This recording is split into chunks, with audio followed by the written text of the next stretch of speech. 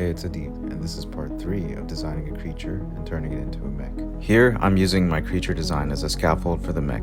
I start by roughly outlining some of the shapes, mainly the head, foreleg, and wing. Then I make this rough ideation sketch of how it might look in flight, with its wings fully spread. This helps me start converting the organic design into something more mechanically plausible. The mech itself is proportionally identical to its much smaller biological counterpart.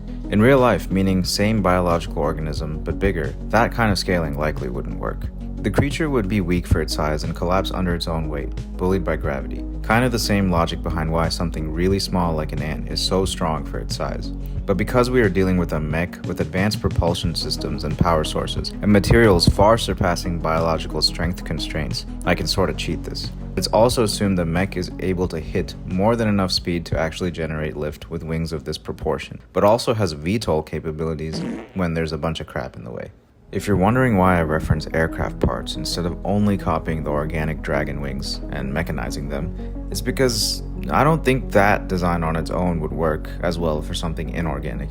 Even the fastest, most powerful bird is nowhere near an F-16 in those same metrics, but it can still move in ways such an aircraft never could. Humans have done a great job figuring out how to get tons of metal into the air and move it at supersonic speeds. So why not borrow from that and blend it with the original anatomy of the creature?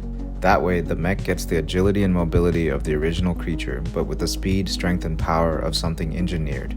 I made sure to include enough mechanical joints to match the articulation of the natural form, building these sort of compound joints. One main joint sandwiched between two smaller ones. This helps create a smooth motion when working with things like motors and hydraulics instead of soft tissues like tendons and muscles. Areas of the mech that are less mobile, so fixed structures and less obvious joints, are armored and sometimes segmented.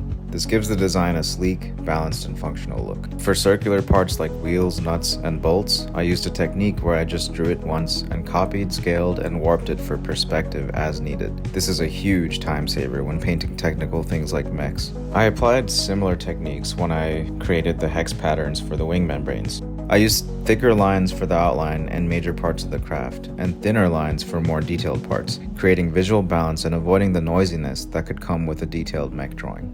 In the last and final part, I will throw some paint on this design and go over more techniques I used, fully transforming my original creature concept into an original mech design. Thanks for watching. Like and follow for part 4.